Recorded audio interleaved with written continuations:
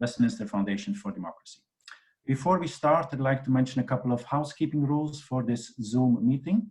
So during this webinar, and as the experts are delivering their presentations, only their video and microphones will be enabled. So you won't be able to ask questions verbally.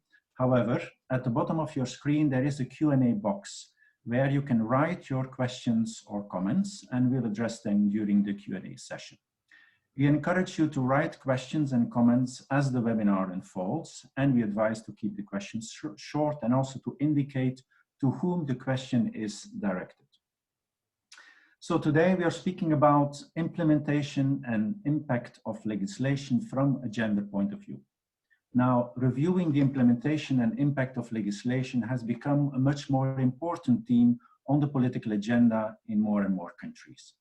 Because what is the point of excellent legislative texts if they are not implemented, or if we can't know to what extent they have an impact? And during the last couple of years, WFD has worked to bring the question of post-legislative scrutiny to the agenda of parliaments and policymakers. We have prepared country case studies, comparative analysis, developing principles of PLS emerging from the country practice, a manual, and several innovative pilot projects on PLS.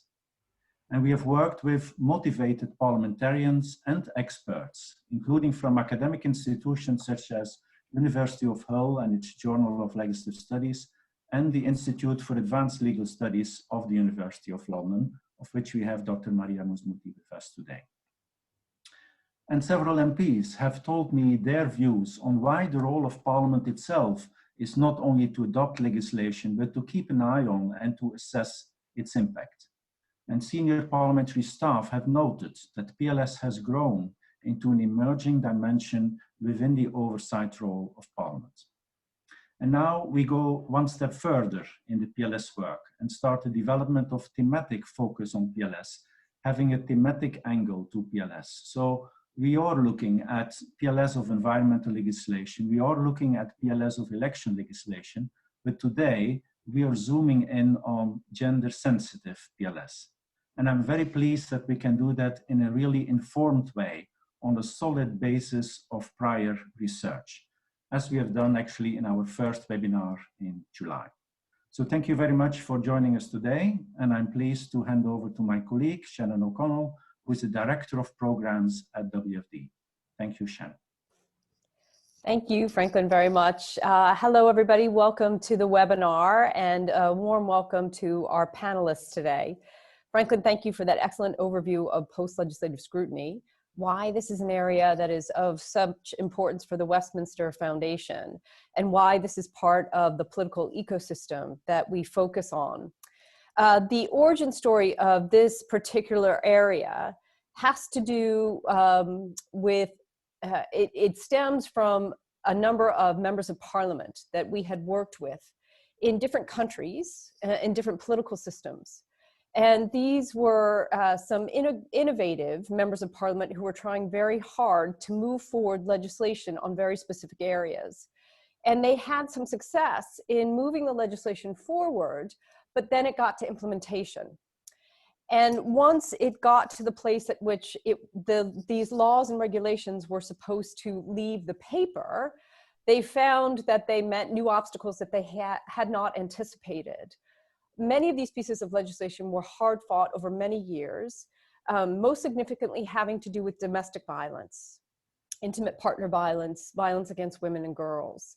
So after years of campaigning to get the legislation passed, then facing the possibility that it will not actually be implemented or funded or rolled out in full, required a new response to look at how we can be supportive to our parliaments that are our partners, as well as civil society actors, political parties, who are interested in seeing the whole of the political system be healthy and respond to the needs of citizens.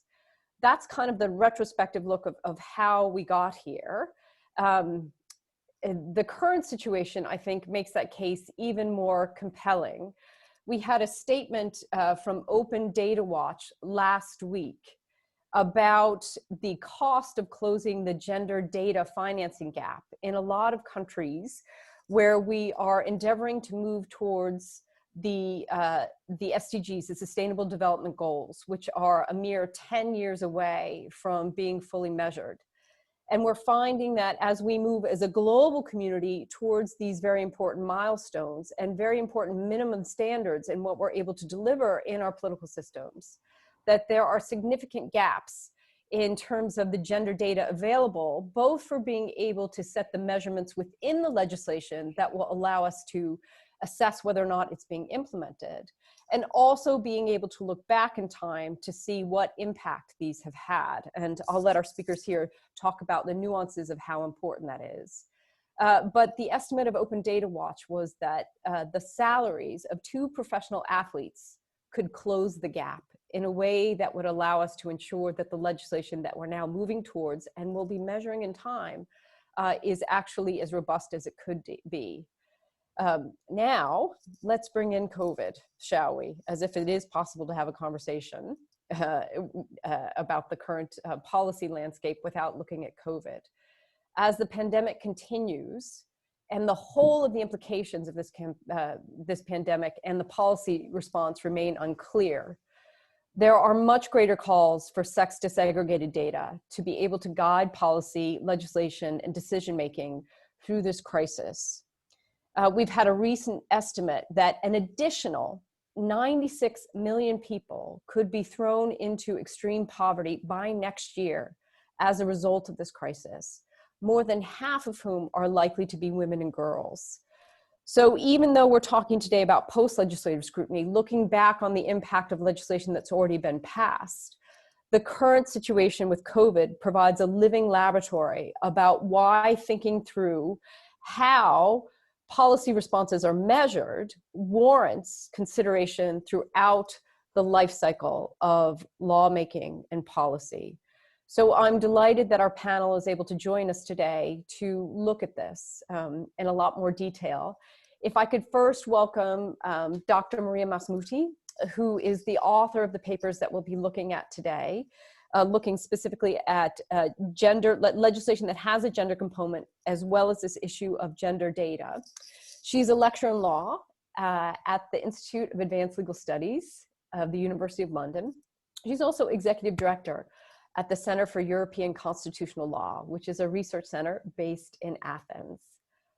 We also have joining us Dr. Lata Narayawaswamy, who is a lecturer in international development at the University of Leeds, specializing in gender and development, also knowledge, civil society, and power. Her research interrogates how knowledge is both understood and operationalized in development theory and practice, focusing in particular on how power and intersectionality are mediated and expressed in development knowledge systems. So we'll be fascinated to look at all of those factors, how they interact in political systems, and how knowledge can move through the system of post-legislative scrutiny as well, with a gender perspective.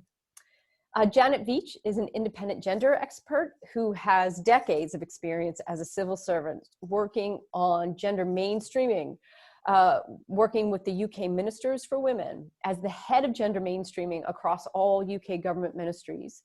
She was also director of the UK Women's National Commission, advising ministers across the UK government on gender sensitive policy. She is a founder member of the UK End Violence Coalition. And she is also chair of the UK Women's Budget Group. So lots of experience in looking at how these things happen in practice, as well as how they interact with the different systems that we have created for decision-making and organizing information. So at this point, I will hand it over to Maria. Thank you very much. Thank you, Shannon. Thank you, Franklin. Thank you for joining us. Welcome everyone who is attending this webinar.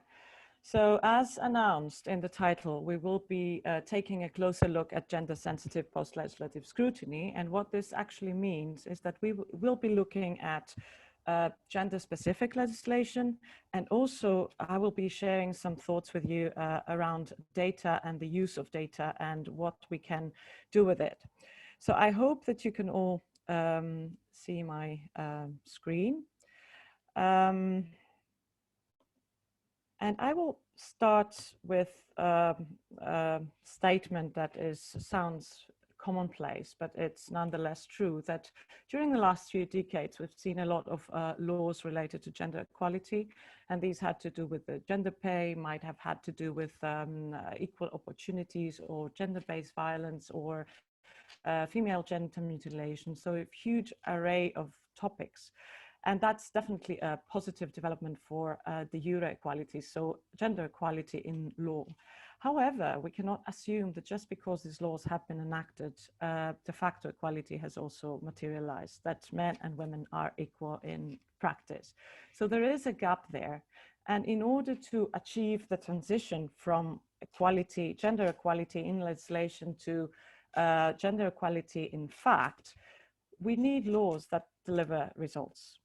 And this is where post-legislative scrutiny and gender-sensitive post-legislative scrutiny has a role to play. So this is my main argument, and I will try to explore and talk a little bit more on different aspects of that. So how can that be done through PLS? I will just discuss two examples that I came across during my research. And the first one comes from the Parliament of Wales, where the Violence Against Women, Domestic Abuse and Sexual Act of 2015 was scrutinized. And what the scrutiny demonstrated was quite a few gaps in the implementation of the law. So statutory guidance had not been published. Public authorities who assumed competencies from this legislation had a very low awareness of the obligations that of what they had to do. There were also limited possibilities for fulfilling demand for services, which means that the implementation plan that would make this law fully operational and en route for delivering results was not really in place. And what is important about that is that it actually pinpointed the specific things that were missing and the specific gaps that needed to be in place in order for this to move forward. So my second example comes from a completely different jurisdiction, a completely different setting, and a completely different topic. So the Prohibition of Female Genital Mutilation Act in Uganda prohibited female genital mutilation, and the scrutiny of this act, what this scrutiny demonstrated was that the fact that the law had prohibited FGM doesn't mean that the practice disappeared. In fact, communities and people engaging in it continue to do so. They just did it in covert ways. And the law required people to report FGM or to provide evidence in court. Even that did not materialize. So culturally entrenched practices are so deep and people were so afraid that they were completely unwilling to report or go to court for fear of reprisal. So on top of all these issues, there were also implementation problems that had to do with the local level. But what I am trying to say is that PLS can be very powerful in demonstrating problems in the design of your laws. So when your laws and the way that you have designed your laws, they're not really fit for purpose. And I think the second example might give us some ideas about how this can materialize. It can also show us the concrete gaps in implementation and enforcement and what is needed in order to move forward. But it can also show positive and negative broader impacts that enable or hinder gender equality. So moving on to a related but slightly different topic. The process of implementing any law, especially laws that try to bring about change, is a data generation process. So every law that generates data, and especially data on the change that is to be achieved through law.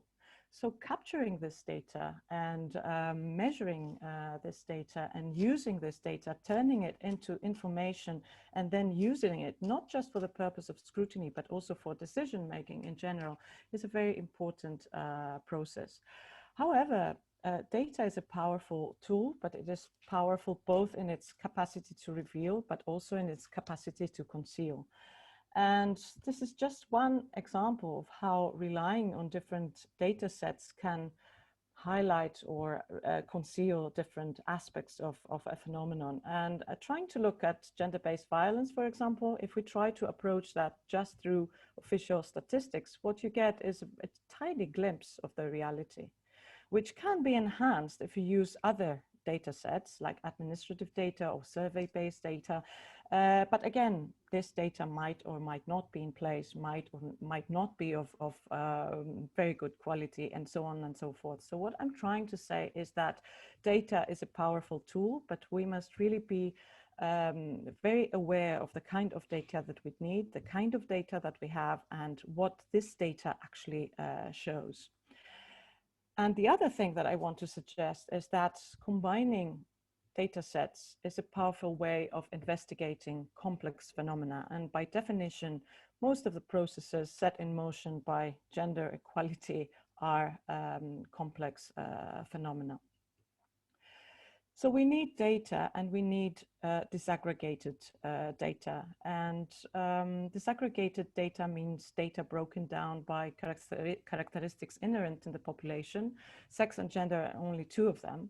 And the more refined the data, the more possible it is to reflect, to mirror the population more accurately, and to capture the reality of different groups beyond averages, and also to get a more accurate and a richer picture of the reality. So we're not talking about population as one homogeneous thing, but we're talking about population groups that have different experiences and different needs, and so on and so forth.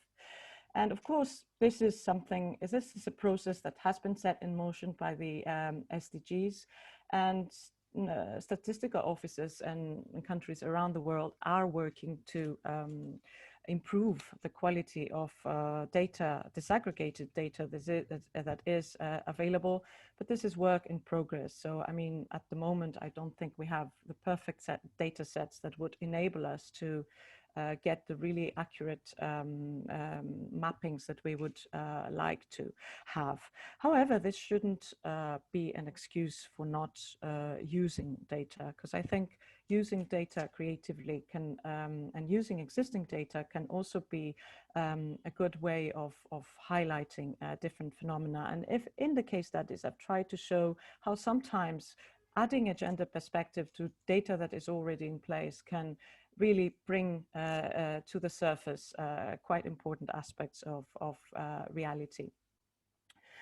So on the use of data, I really like this example from the Status of Women Committee in Canada, where they prepared a report on the representation of women in Canadian politics. And they started with the statistical data on representation of women in political life and at different levels of government, just to show where we are, the status quo, where we are at the moment. They made the link to the broader commitments, the broader policy commitments, and identified that the situation still falls below the recommendation of having at least 30% as a critical threshold for women in decision-making roles. And then the committee collected its own small-scale qualitative data through hearings, through testimonies, through evidence, calls for evidence, in order to investigate the phenomenon in more depth and try to understand what kind of barriers are in place that do not allow women to have an equal representation in political life. So I think this is an interesting example of how data can be used, and it can be used to highlight different aspects of a phenomenon, but also to dig deeper and to try to help us understand what lies underneath the numbers. So it is what I'm trying to say is that it is very important in any kind of scrutiny to make the data collection process gender sensitive. And in order to do that, and that applies both to to scrutiny of gender specific legislation, but also to the scrutiny of general legislation, is that you need to put gender under the radar. So you need to include gender impact in the call for evidence. You need to include it in the questions that you ask to witnesses. You need to include it in your instruments, data collection instruments. You need to invite people to respond, so to bring gender-related information and experiences into the discussion. And you also need to invite and create the space for gender experts to contribute their knowledge and expertise. And trying to wrap this up, and I guess many of you might be wondering, yeah, that's all fine, but what difference does it really make in the long term? Well, I think it does make a lot of difference in the long term. So there is not too much evidence, but there is evidence that suggests that scrutiny has triggered legislative change, not just for the specific law that is being scrutinized, but also for related instruments, policy and legislative instruments. But it has also triggered institutional change. So bringing in place institutions or improving the operation of institutions who are monitoring phenomena like gender-based violence, or new institutions have been created. For example, dedicated committees within Parliament to monitor developments. Legislative change, not just for a specific law, but also for other related policies and instruments, and also advocacy. And I would like to add to this the change in culture of not just assuming that things have happened because a law was enacted, but insisting on results, insisting on proof that we are moving forward, measuring progress, and trying to see how far this has taken us to the moment, and what is the next step.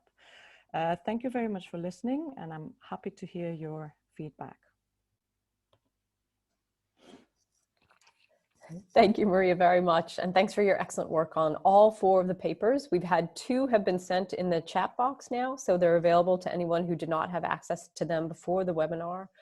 And the other 2 are also available on WFD's website. Lotte, may we now turn to you? Yes, thank you so much, Maria. Thank you, Shannon, for the generous introduction, and Maria for that excellent presentation. I think it really summarized your papers really, really well. I just wanted to, in my role as discussant, to sort of try to map out how I wanted to approach this, and then hopefully to put up some points that might generate some discussion. So I suppose I would start maybe by sort of highlighting the ways in which I think we need to acknowledge up front that policymaking is messy, dispersed, and legislation itself is only one example of how ideas move into decision-making spaces in ways that then help to shape society in the first place. So a couple of the things that I've heard so far that I think are worth reinforcing and reiterating. Resources for monitoring and implementation are ongoing problems around the world, even more so in resource-poor contexts. It's a point, Maria, that you've made powerfully and succinctly today.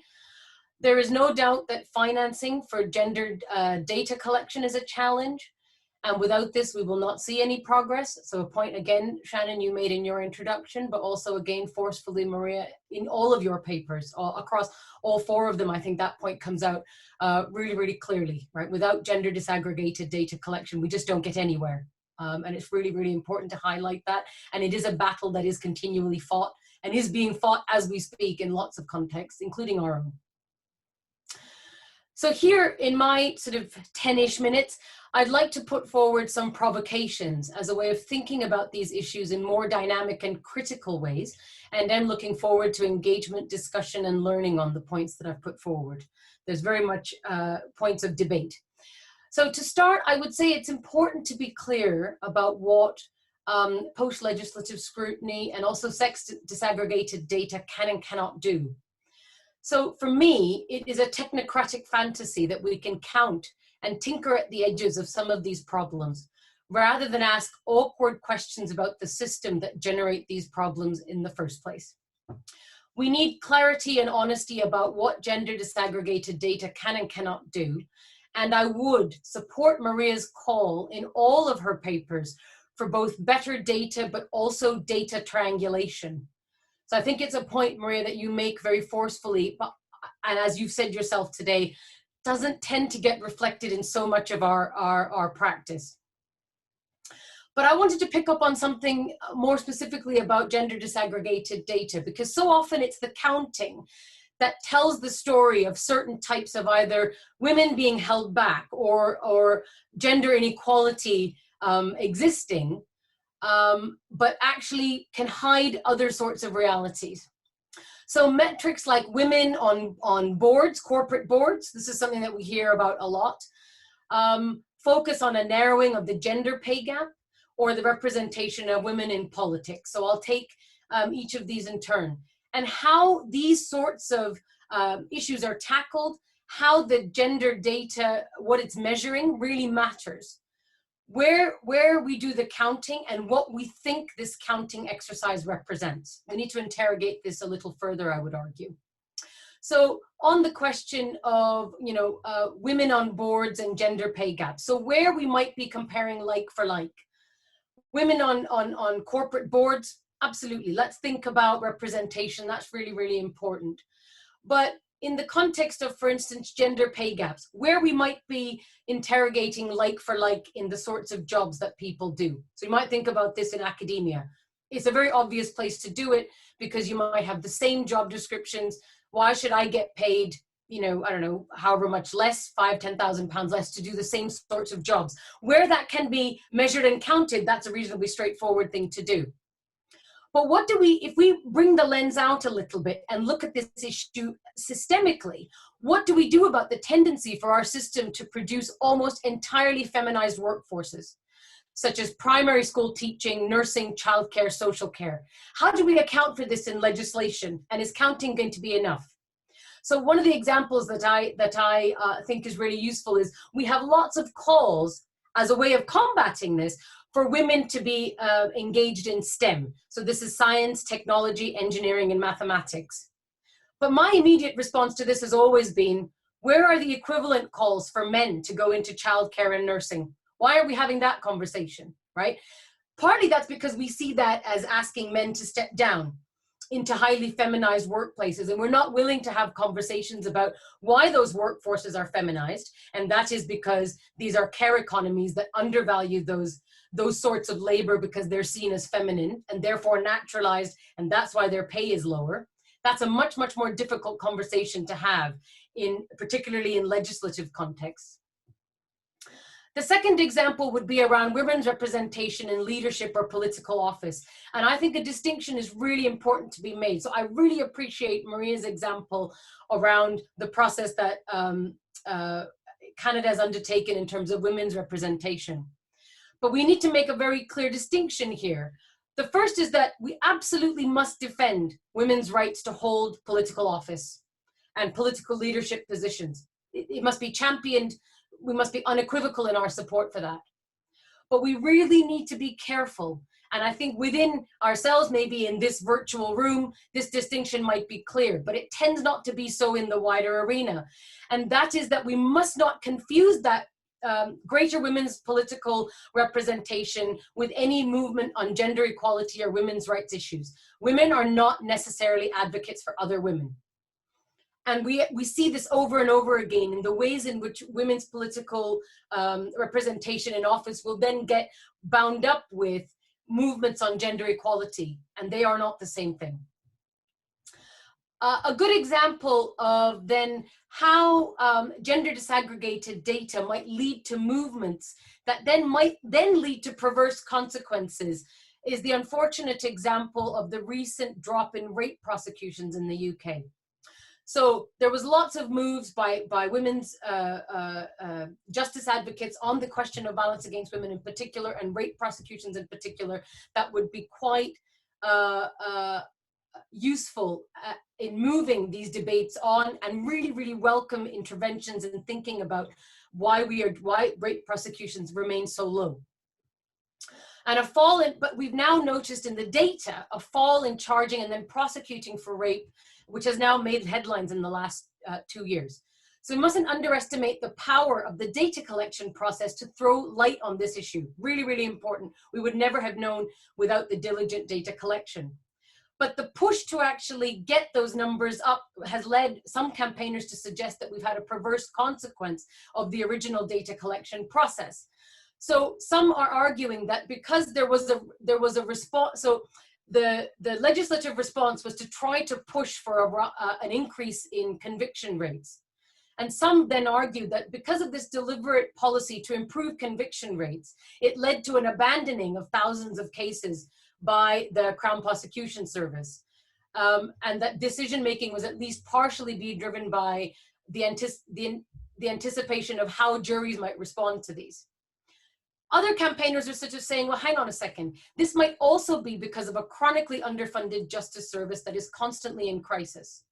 So the question then of what we do with all of these differing interpretations of what the data has actually led us to do, both in terms of the legislation and the response to the legislation.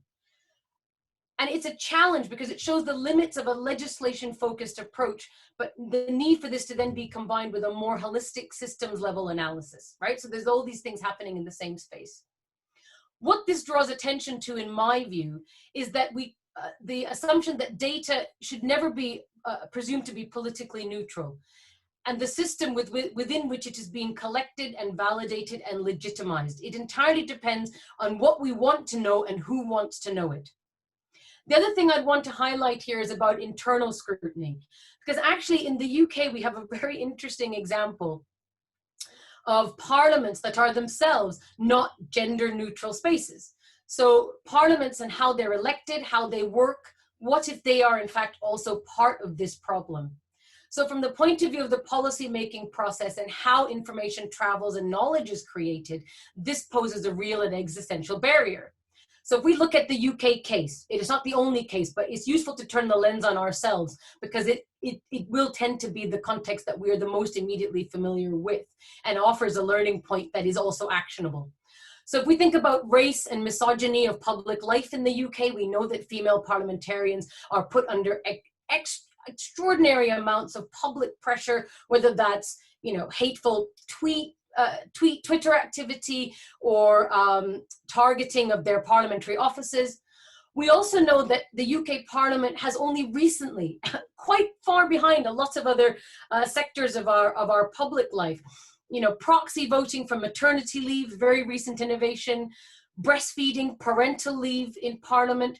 We also know that the patronage networks that are partly political will tend to favor middle-class white men. So we need to be thinking about this internal parliamentary space. What does that do then for that scrutiny that is meant to be outward facing? And then I'll finally move to this broader point that I think Maria really helpfully highlights in linking these sorts of issues to the broader goal of the SDGs, the Sustainable Development Goals, and towards which post-legislative scrutiny and improved data collection efforts might contribute. So the question, the provocation I want to put out here is, what kind of world are the SDGs envisioning?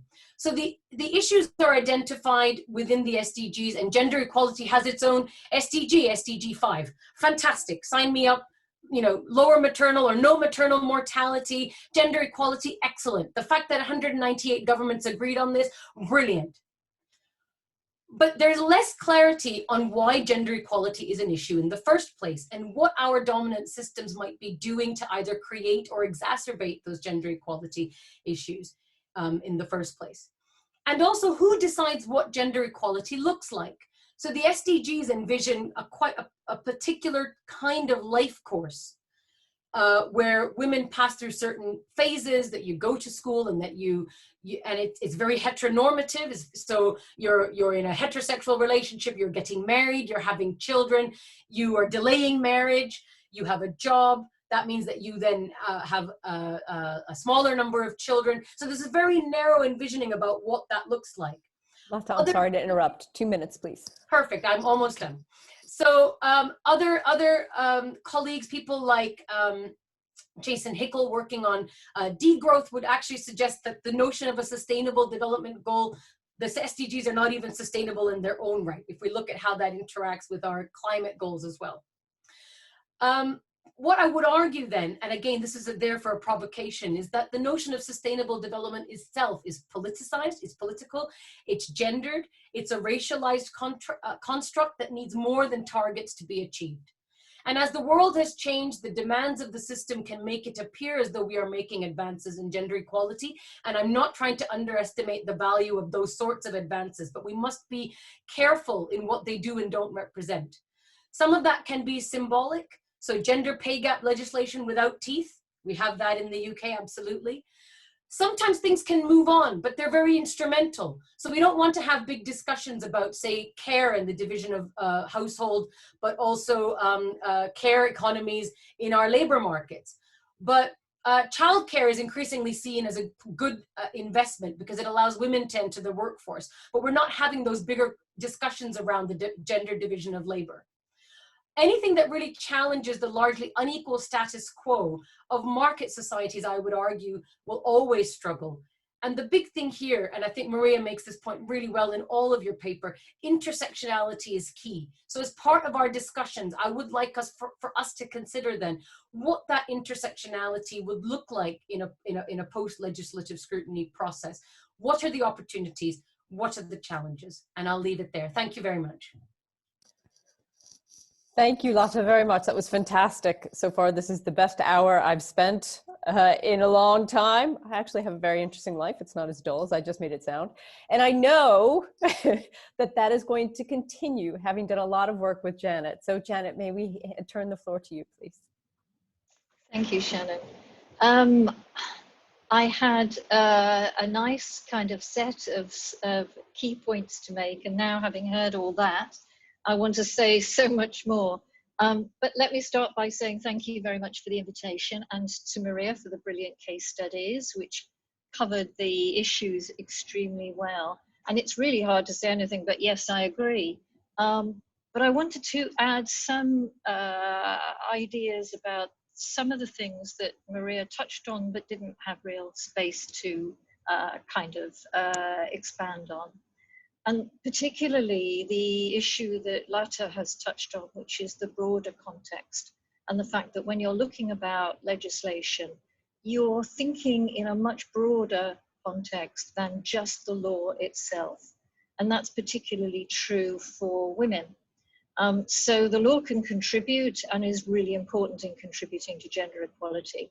And as Maria said in her case studies, it does establish rights, it punishes perpetrators, and it sends out broader signals about what is acceptable behavior and what is not. But we know that the hierarchy of gender, social construction that puts men broadly at the top and women at the bottom, women are largely more likely to be poor, and they're less likely to be able to access the law as an instrument of justice. So consistently around the world, we see women refusing to use the law and the criminal justice system, or unable to do so, because it depends on having money and literacy and knowledge of the law, and also the personal autonomy to be able to engage a lawyer and take a case. And generally speaking, across the world, of course, we see that women are less able to do this. So the question is, when we're thinking about post-legislative scrutiny, how do we go beyond just the legislation itself to see where the law fits into and is situated in women's real lives? And for me, that's kind of the practical issue that we have to grapple with. Making sure that the law is part of a wider strategy. And for parliaments, that means being really clear about what has allowed a law to be effective and what has prevented it from being effective. So for me, that's one of the key things that post-legislative scrutiny is designed to do. Are we thinking that maybe a new law is required because the first one didn't work, or something different needs to be tweaked? Or is the problem one of implementation, as in my experience it often is? Is government frustrating the efforts of lawmakers by maybe withholding funds in order to implement the law, or by refusing to run awareness campaigns, for example, which might help? So we've talked a little bit already about gender-based violence laws and the fact that they don't make any difference unless, for example, a woman can find a place of refuge in an emergency. She needs to find sanctuary and to be safe before she can start using the law and access the rights that she has. And also we need to think that the law often doesn't work for women for a variety of other reasons. It's often skewed against them. So in those countries, for example, where there are parallel legal systems and there are religious laws, often these are weighted against women. So it's important to think about both kinds of legal system that apply in the country you're working in. And as has already been mentioned, women are often dissuaded from using the law because it's a very blunt instrument and it creates a fracture line between them and their community or their partner. So we've already heard the example of using the law on FGM in Uganda. The same things applied in the UK. It's very difficult to get women from practicing communities to cooperate with the law because it creates that fracture, that distancing from their community. Women will feel shamed by taking cases on rape. That's true right across the world. In the UK and in other countries, women say they go through a second rape in court. In the UK, we know that only about 17 or 18% of women who are raped will report it to the police. Even smaller numbers go through the criminal justice system, and we've just heard from Lata how small the number of prosecutions now are. And there are lots of reasons for that, which we can talk about in a bit more detail. Some of it's about the way the media reports court cases. Some of it's about the way our police and our prosecutors respond to cases. It's very important also to think about the impact on different types of women. So for example, girls, can they give evidence? Can they use the law?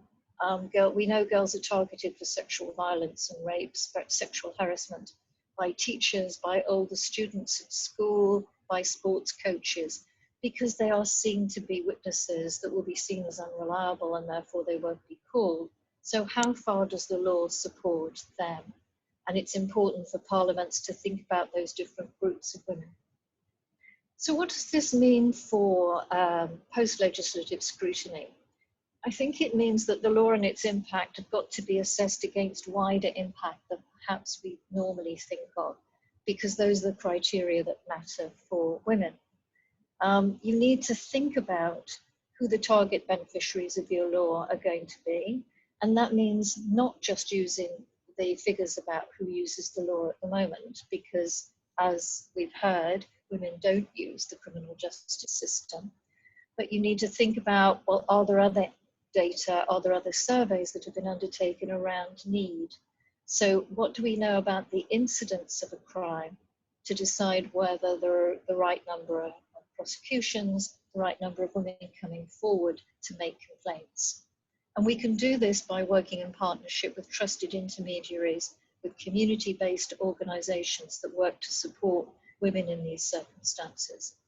And we need to keep this data collection up. We need to calculate trends year on year if we're to see how things are changing and how our legislative interventions are making a difference. So that means that parliaments really need to hear directly from community-based women's organizations, and especially those that are led by Black-led women's organizations, minoritized women's organizations.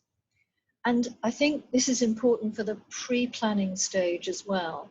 So not just when you've had a law for a while and you're thinking about what's happened, but in the co-design phase. So it's important to create these relationships with women's organizations from the beginning to co-design the law and to support a network of women's organizations to engage with Parliament on a regular basis. And that will also meet some of the issues that Maria talked about, the question of how do you get women to be involved? How do you hear women's voices, particularly to fill those gaps in data that we all suffer from right across the world?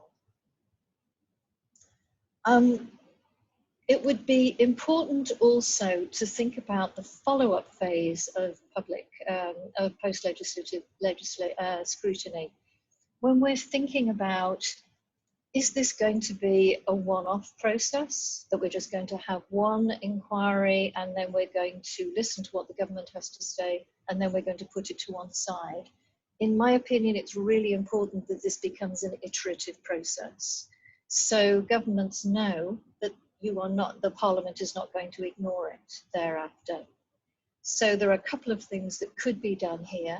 The PLS process could, for example, not just involve the government giving a written response to what the parliamentary committee discovers and the complaints it might make about the way that the law has been implemented, but it would be possible to get the minister to come in and give evidence about what the government's response is.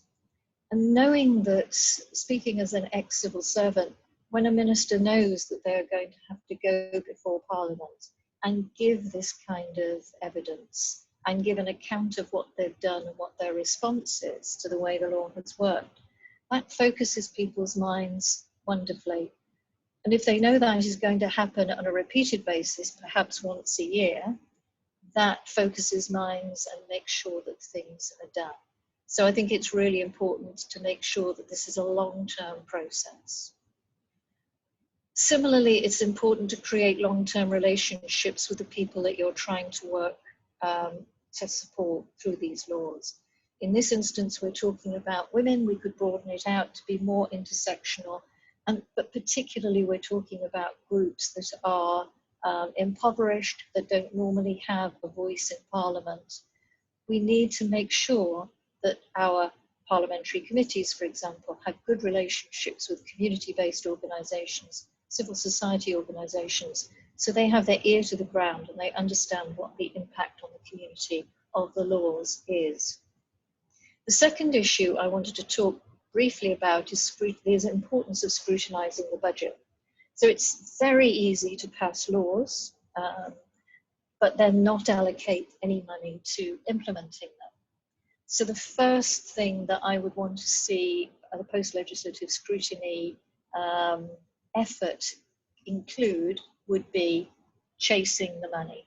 Check what money has been allocated and track it back down through all the beneficiaries to community level to see who has been getting money and what it's been used for. So I would argue that post-legislative scrutiny is a key tool of gender-responsive budgeting. We know that what is not measured and will not be funded. So it's extremely important to think about the data, which Maria spent some time talking to us about. One approach is to follow the life course of the individual women, or we can fund community-based service providers to compile a before and after evaluation. But again, we need to make sure that we're not just asking them to confirm how well that organisation has spent the government grant that they were given. So it's important to make sure that the data we're collecting are independent and objective. And it's also important to be clear about the distinction between laws that support women's practical gender needs and their strategic gender needs.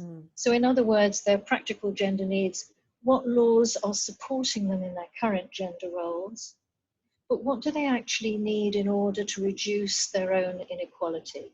And those are the strategic gender needs, how we enable women to reduce inequality. So that's a key question for parliamentary committees when they're thinking about scrutinising laws. How far does this law meet women's strategic gender needs? Janet, I'm sorry to interrupt. 2 minutes, please. Thank you. I really only have one other area that I wanted to look at, and that is supplementing the gaps in sex disaggregated data. It's often the case that parliaments will look at the data that are available and say, okay, well, we can't ask questions in this area because there's no information.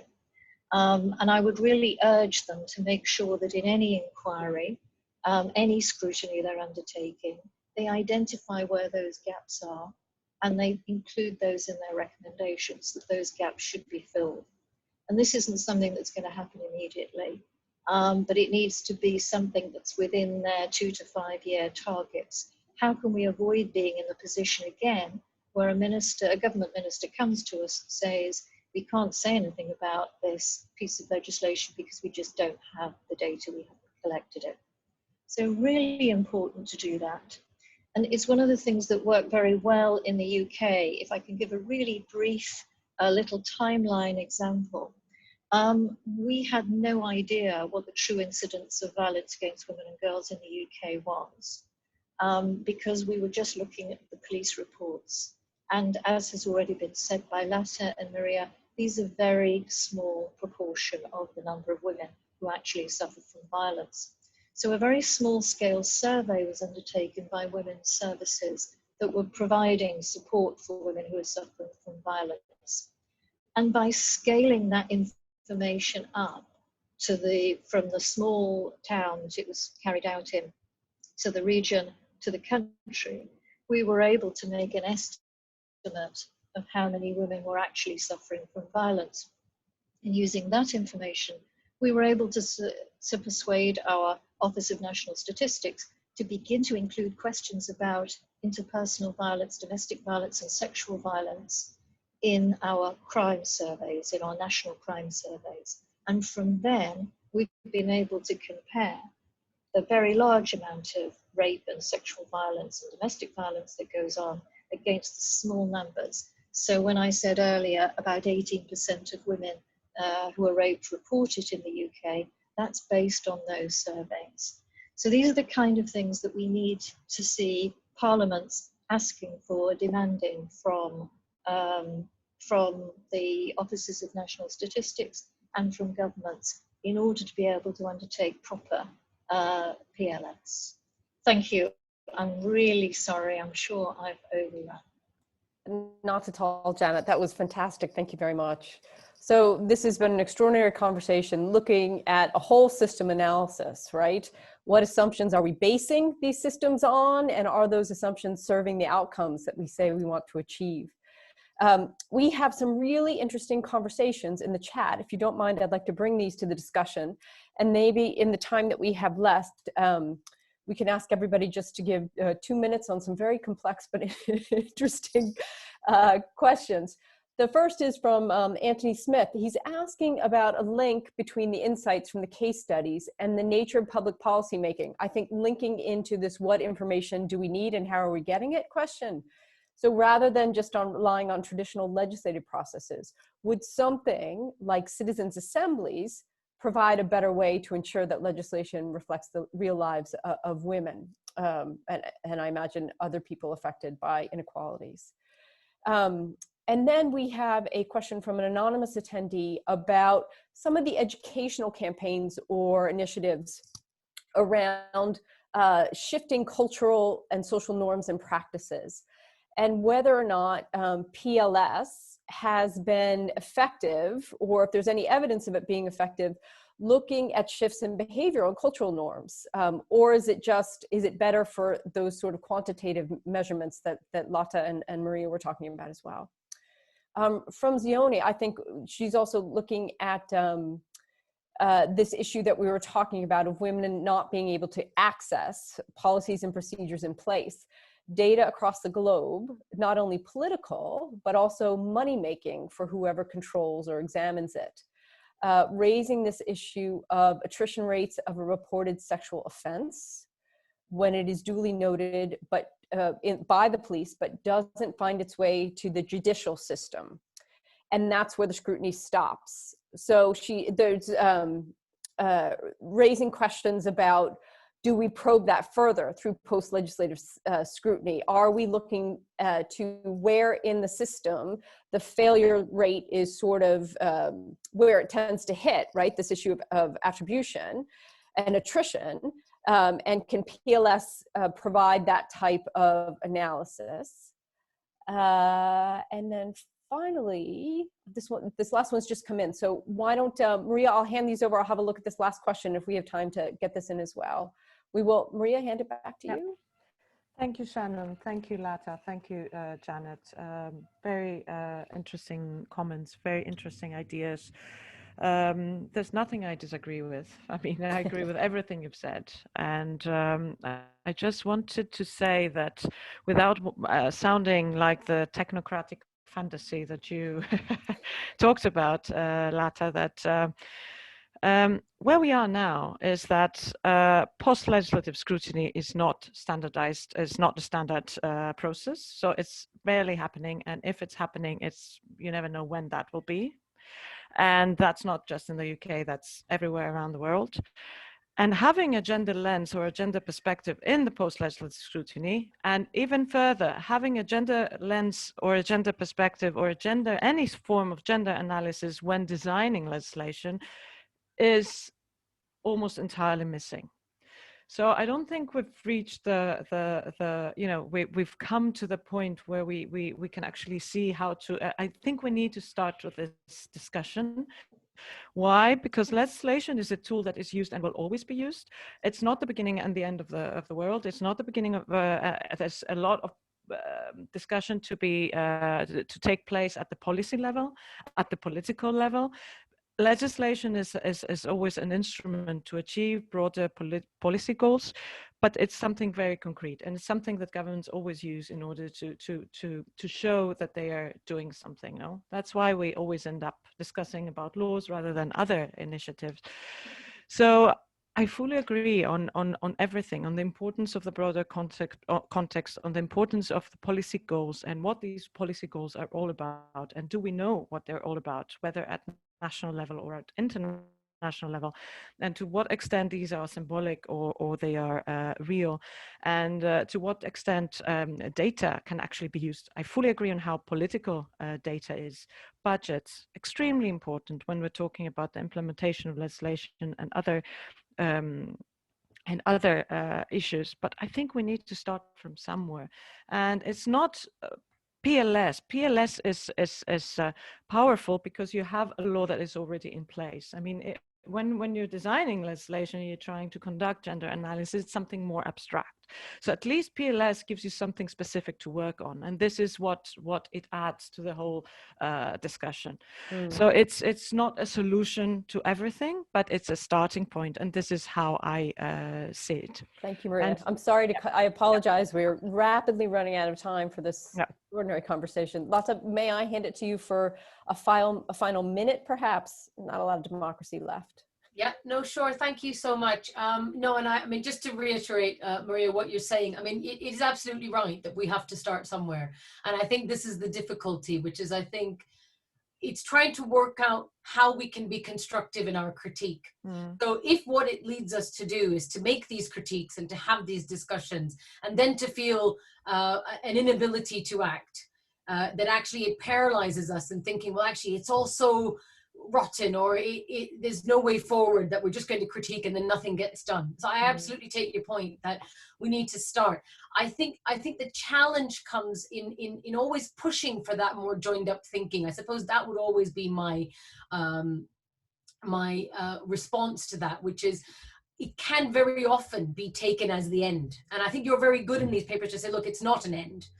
The difficulty is trying to find those places in legislative processes that say, look, this isn't the end of the story. You're still very much building that story. And what I would also say is, could I trouble you to say it briefly, Lata, so I could give Janet her final minute, please? Yeah, no. And it was just to say, on the point of things like sort of citizen assemblies and norms, my only worry would be about coverage. Because how do you reach enough people? I mean, the dangers of those sorts of things, you need, again, it's about resources and getting people in place, enough people in order for that to have the weight that it would need to. But there's so many issues in these questions, and I think we don't really have time to explore them. But I do appreciate the questions because they do give us lots of food for thought. But I'll stop there. Thank you so much. Thank you, Lata. Janet, may I hand it to you, please? Yes, this is so frustrating because there are so many great questions and I want to answer them all. Can I go really quickly through a few of them? Anthony's point about citizens' assemblies. I was involved in the first women's juries that were, in fact, I think the only women's juries that were run by government in the late 90s. And the reason we did that was to try and make sure that women had a role in developing, in this instance, it was the National Childcare Strategy. And what was beneficial about it was that because it was women only, it overcame some of the cultural barriers to women speaking out in a mixed arena. And it got us a very good set of proposals to begin writing green papers and white papers to consult about it. So I would be very keen to see alternative mechanisms. And I think if you get new bodies from the start with women in them, that makes a big difference too. We haven't got time to go into that. The culture change question, where you're trying to make legislation that really flies in the face of strong cultural norms, absolutely. And the FGM example is a really good one of that. I think in the UK, we've come to the conclusion that it is much more powerful to take an approach of supporting building capacity within the community for women's organizations within the community to persuade them to abandon the practice is a much more powerful tool than a punitive law.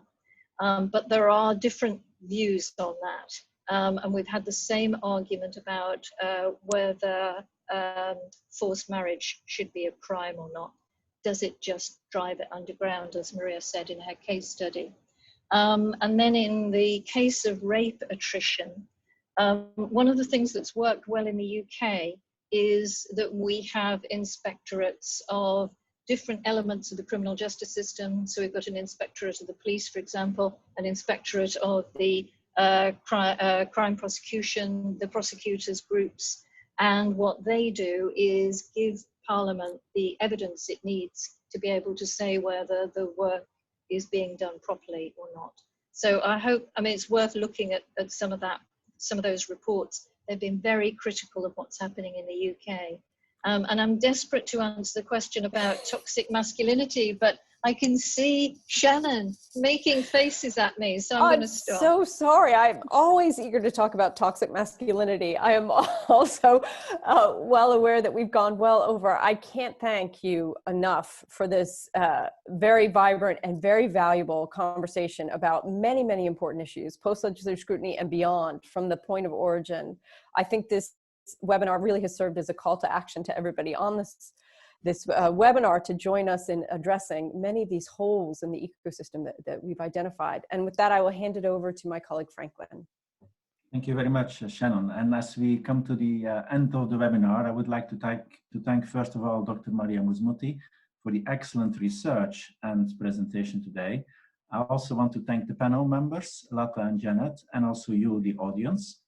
I'd like to thank, of course, Shannon for leading today's discussion and Kirti for the support behind the scenes. Now, finally, let me also inform you that a couple of new research products are in the process of finalization. For instance, in the Western Balkans, the Committees on Gender Equality and Human Rights are conducting several gender-sensitive PLS assessments, and I want to congratulate them on the excellent work they are doing. A first report for Montenegro has been published last week, and several other country reports are expected in the coming weeks. So if you're interested in hearing more about this or in any other similar project, stay tuned and check out the WFD website and follow the social media posts.